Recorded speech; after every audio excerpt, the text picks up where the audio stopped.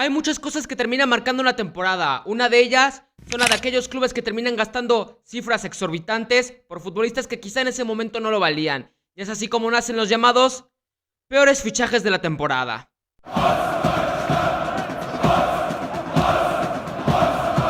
Bienvenidos al canal y bienvenidos a un nuevo video. Soy Mando Sanabria y hoy tenemos un video en donde vamos a platicar sobre los peores fichajes de esta temporada, en donde se van a sumar muchísimas cosas que van a juntar a aquellos que fueron decepcionantes, algunos que no se tuvieron ni siquiera que haber hecho y que terminaron siendo al final una calamidad total para los clubes. No solo que afecta al club, sino también al futbolista en su carrera individual como al aficionado del club. Para este formato vamos a hacerlo en forma de 11, así como hicimos el video de 11 revelación de jóvenes promesas. Hoy tenemos el video, pero también pareció en este armado de un 11. Vamos a hacer un 4-2-3-1 más o menos para que pueda quedar conforme los futbolistas que yo creo que fueron los más, no sé si decepcionantes todos, pero sí los que por muchos motivos que vamos a platicar fueron de los peores fichajes de la temporada. Igual en los comentarios ustedes me pueden dejar si me faltó alguno. Voy a ir sobre la marcha diciendo algunos futbolistas que yo pensé que podían entrar y que al final se terminaron quedando fuera, pero hay mucha tela de dónde cortar. Y antes de seguir con el video, si te gusta el contenido, sabes que puedes seguirme en mis redes sociales. Estamos en Twitter, en donde hacemos muchísimas dinámicas. Por ejemplo, el video pasado de reaccionando a sus predicciones más locas fue gracias a una dinámica en Twitter. Pueden seguirme en Instagram y suscribirse al canal, sobre todo si quieren estar al tanto del contenido que estamos subiendo a diario. Se viene la Copa América, la Eurocopa y los videos no van a parar. Así que ya sabes, un clic no te cuesta nada, suscribirte, activar la campanita y así me estarás apoyando y harías crecer muchísimo más esta comunidad. Pero sin más dilación, comenzamos con el video. Y primero vamos con el portero. ¿Quién va a ser el portero que va a utilizar este equipo de fracasos deportivos en fichajes? Y va a ser Robert Sánchez. A ver, el fichaje de Robert Sánchez ya pintaba algo mal desde que se hizo. Porque, a ver, el Chelsea termina pagando por el arquero español. Primero hay que tener en cuenta que el portero español ya venía mal en el Brighton. O sea, era un fichaje que en los últimos partidos, por distintas cosas, ya no había jugado en el Brighton. A los últimos 14 partidos solo había jugado uno, entre lesiones, peleas con De Zerbi, etc. Es un fichaje que termina costando en una cifra más allá de los 20 millones de euros. Y, a ver, Robert Sánchez al principio creo que no estaba siendo tan decepcionante. Creo que mostraba algunas cosas positivas, su salida de balón con el Chelsea. Pero, a ver, después de su último partido que jugó contra el Everton, no ha jugado básicamente nada. 3 lesiones en la temporada. Después tuvo una lesión de rodilla, 16 partidos disputados por Premier, 25 goles recibidos, que claramente no son los mejores datos. Y que sobre todo en la etapa en donde estuvo siendo titular por delante de Petrovic, el Chelsea era una banda total. Era un equipo que no se podía sostener, que estaba siempre rondando por la 10ª, 11ª posición. Y que después con Petrovic, a ver, con Petrovic se vio una notoria, pero impresionante en la portería. Un futbolista más confiable en todos los sentidos. Además, bastante joven Petrovic. Y yo creo que si no es una salida a Arabia, Robert Sánchez ya no tiene mucho sitio en el Chelsea. Y es por ello que por el dinero que se gastó, más de 20 millones, un fichaje que yo creo que fue mal elegido, porque tenía características buenas en el Brighton, pero venía de pelearse con De Zerbi, a un entorno que de por sí ya es un caos. Algo no se hizo bien en el Chelsea, ya lo sabemos, y algo no se hizo bien con el fichaje de Robert Sánchez. Después vamos a la línea de defensas centrales. Y como marcador por derecha tenemos a Milan Skriniar, que aquí va a ser algo raro porque Milan Skriniar llega del Inter al PSG gratis, así que no se termina gastando dinero real en el traspaso. O sea, el PSG no le termina pagando nada al Inter de Milán, pero lo coloqué porque es uno de los futbolistas que más gana en el PSG. Es el cuarto futbolista con un salario más alto en toda la plantilla, más de 13 millones de euros anuales. Solo tuvo 17 titularidades por liga francesa. Y después de octavos de final de la UEFA Champions League, jugó alrededor de 0 minutos. Marcado mucho por las lesiones, por la irregularidad. A ver, pero sea lo que sea, un fichaje engloba muchas cosas. Si se lesiona, también hiciste una mala inversión. Y entiendo que Milan Skriniar no termina costando absolutamente nada, pero es que es el cuarto más pagado en la plantilla y no jugó básicamente nada en los partidos importantes de la UEFA Champions League. Así que también en cierta medida es un fichaje quizá no tanto fracaso como el de Robert Sánchez. No es un fichaje que no se tuvo que haber hecho porque Milan Skriniar es un gran defensor, pero más bien termina siendo decepcionante. Y lo repito, tanto fichajes decepcionantes como los fracasos terminan uniéndose para salir en este video. Y su acompañante en la central es Kim Min-jae. A ver, yo siempre lo he dicho, a mí Kim Min-jae me dio la sensación de que era un futbolista que podía dar más de lo que terminó dando al final en el Bayern. Me daba esa sensación de que siempre se le veía a un ritmo menos de lo que fue en el Napoli. Y está claro, no ha sido la mejor temporada de Kim Min-jae. Porque, a ver, el central surcoreano costó 50 millones. Y terminó siendo relegado totalmente por Matthijs de Ligt y por Eric Dyer en la alineación titular del Bayern con Thomas Tuchel. Y a ver, es que Kim Min-jae venía de ser el mejor defensa de la Serie A. En un Napoli totalmente histórico, ganador de la Serie A italiana. Después, a partir de que se va a la Copa de Asia, empieza a bajar un poco su rendimiento.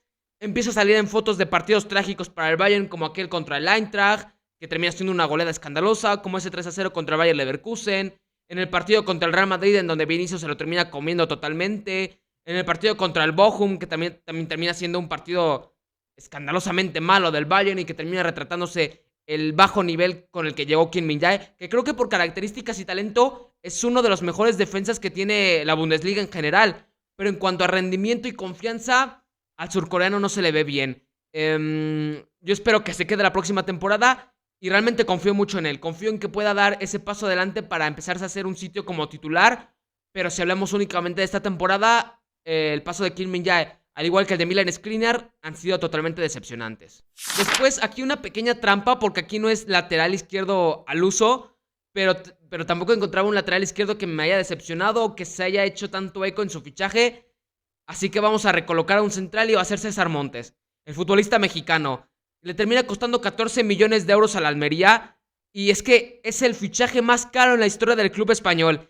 Y ya con eso te tendrás que esperar que fuera un rendimiento más alto de lo que ha tenido un equipo que está peleando por no descender, básicamente. Y solo fue 21 veces titular de 37 partidos posibles hasta ahora.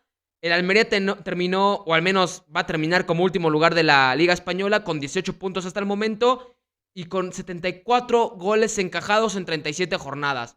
Bueno, creo que con eso podemos ver que mucha seguridad defensiva no ha dado.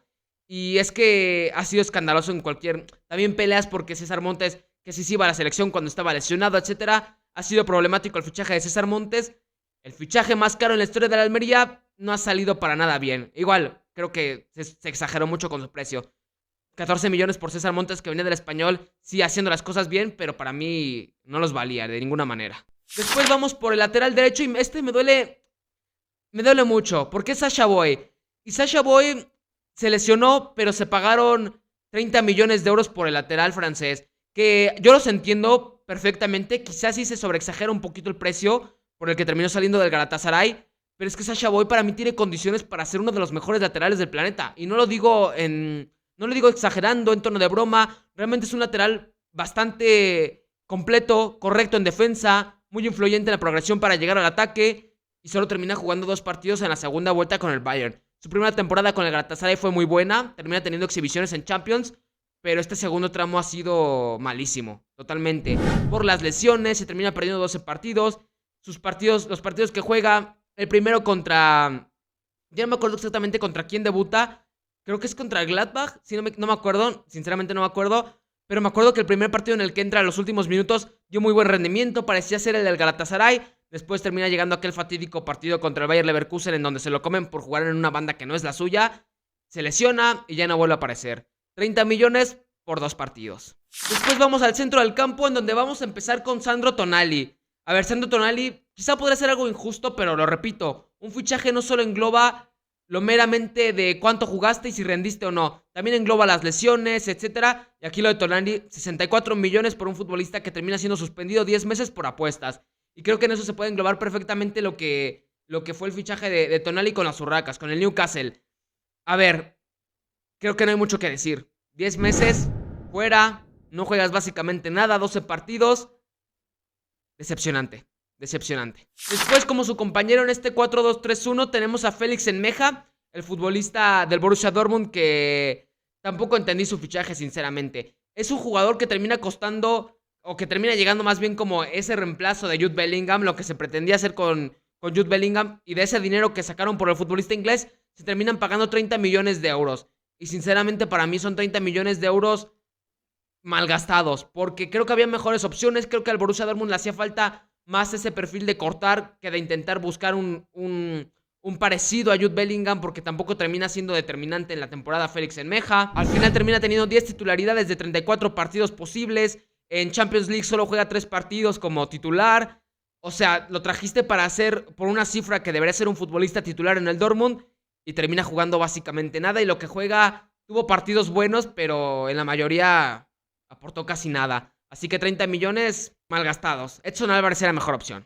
Después vamos por el sector derecho y aquí quizá haya algo de polémica por el futbolista que voy a elegir, pero voy a elegir a Moussa Diaby. Y quizá pueda ser algo polémico porque el Aston Villa dio una muy buena temporada, sinceramente. Pero 55 millones por Moussa Diaby, un futbolista que termina anotando 7 goles y 9 asistencias, que no parecen malas cifras, pero es que es un futbolista que por 55 millones tuvo que haber sido determinante, uno de los grandes goleadores, y ha sido más ineficaz que la mayoría de sus futbolistas en ataque. Después tenemos también el porcentaje de conversión de él comparado con sus compañeros de ataque. Morgan Rogers tiene más que él.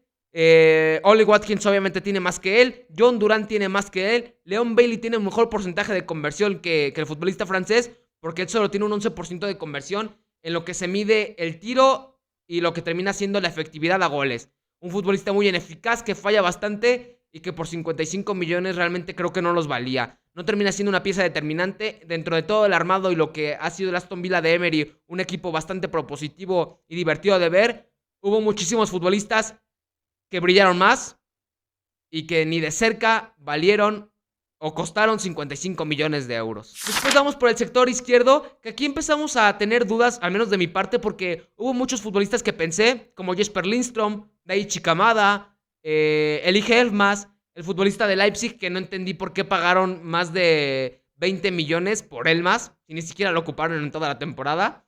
Lo de Daichi Kamada, decepcionante, termina llegando como agente libre, pero no juega básicamente nada cuando en el Eintracht era un jugadorazo. Jesper Lindström se pagan creo que 30 millones de euros por él y tampoco juega básicamente nada en un Napoli que se caía a pedazos.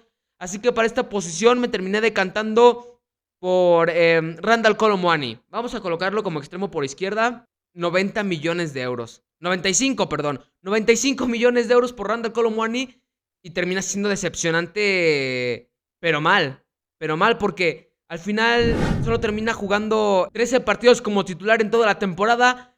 Venía de marcar 23 goles y de dar 17 asistencias con el Eintracht la temporada pasada. Una de las grandes revelaciones del fútbol alemán, del fútbol europeo en general, de un gran mundial en Qatar 2022 como revulsivo. Y esa temporada solo termina anotando 9 goles y dar 6 asistencias. Y terminan siendo 9 goles en partidos de mucha intrascendencia. Así que reales contra equipos de primera división, porque anotó en Copa Francesa, solo termina anotando 7 goles y 5 asistencias en partidos contra equipos verdaderamente competitivos. La verdad no ha sido una temporada buena de Kolo Muani. O sea, por ejemplo, se ha perdido todo el ritmo que le veía, se ha perdido la velocidad, se ha perdido ese futbolista encarador, de ritmo, de contragolpe, que buscaba siempre los espacios, que generaba para el equipo. Ha sido una sombra de lo que llegó a ser el futbolista francés y terminó costando casi 100 millones de euros. No diría que fue un atraco porque creo que puede todavía tomar relevancia la próxima temporada, ahora que va a tener más peso ofensivo, pero esta temporada 95 millones por 9 goles en general, una cifra que no se tuvo que haber pagado por ningún motivo. Y obviamente termina siendo decepcionante y termina siendo un pésimo fichaje. Después como media punta, pensé mucho en Christopher Nkunku, pero creo que hay un fichaje que lo supera como peor. Y termina siendo obviamente el de Mason Mount. A ver, por Mason Mount se terminan pagando también 64 millones de euros, al igual que Sandro Tonali. Y termina jugando solo un partido completo en toda la temporada por Carabao Cup en la cuarta ronda ante el Newcastle. Después de ahí, lesiones a más no poder, 27 partidos perdidos por lesión, un gol y una asistencia en toda la temporada y 5 titularidades por Premier. Es que no puede ser posible que haya salido tan mal un fichaje. O sea, ya venía mal Mason Mount en el Chelsea, ya no tenía el mismo protagonismo. Y es que creo que tampoco se tuvo que haber hecho este fichaje. Creo que tanto el Chelsea como el United han planificado muy mal fichajes demasiado caros. Porque, a ver, hay que pensar que Mason Mount en su posición ya tenía a Bruno Fernández. Quieres meterlo por una banda, ya tenías en la izquierda a Garnacho. Después tenías también por allá a Rashford, que venía de hacer un temporadón. A ver, sinceramente, después tenés, si quieres ponerlo por derecha, tienes a Matt Diallo. A ver, a mí me parecía un fichaje ya de por sí que no tuvo que haber sucedido. Lesiones, irregularidades, poca actividad. Cuando empezaba a jugar tampoco aportaba mucho. 64 millones de euros por un gol. Y cerramos con el punta, que va a terminar siendo Gonzalo Ramos. Otro del PSG, otro delantero, y se termina viendo reflejado en lo que fue la temporada en sí del cuadro parisino. en donde terminó todo recayendo básicamente en Bradley Barcola y en Kylian Mbappé, la cuota goleadora. Porque Gonzalo Ramos termina costando 65 millones de euros, marca más goles, eso sí, 14 goles y 2 asistencias, pero tampoco ha sido determinante. Hubo una etapa en donde estaba borrado totalmente, en donde siempre el tridente de ataque era Dembélé, Barcola y en punta Mbappé, porque termina teniendo al final 16 titularidades en la Liga 1. Y es que 65 millones y lo que comentamos anteriormente con Kolo Muani, 95 millones por futbolistas que no son titulares, no valen la pena. Creo que todavía pueden tener su redención. Repito, son jóvenes los dos. Y no significa que porque hayan salido en este video no vayan a poder hacer una carrera buena en el PSG. Pero al menos en esta temporada se ha decidido mal. El cuadro parisino ha decidido muy mal lo que ha hecho en el frente de ataque. O lo han trabajado mal. Luis Enrique tampoco logró darle la vuelta a esa situación. Así que terminan siendo 160 millones de euros por 29 titularidades de 68 partidos posibles. Por dos futbolistas que costaron 160 millones de euros. Pero bueno, esto sería básicamente todo. Pueden dejarme en los comentarios cuáles ustedes creen que son los peores fichajes de la temporada. Por precio, expectativas, lo que terminan jugando, se terminaron lesionando como vimos muchos en la lista. Y bueno, para mí fueron los peores fichajes sin duda. Creo que hubo unas posiciones en donde me costó, por ejemplo, el lateral izquierdo, así que eso es bueno, que no haya laterales izquierdos que estén decepcionando. Pero después arriba teníamos muchísimas opciones. Así que ustedes en los comentarios dejen qué opinan de este 11, dejen sus recomendaciones para próximos videos de cierre de temporada. Y gracias por ver el video, soy Mando Sanabria, gracias por ver y escuchar. Chao.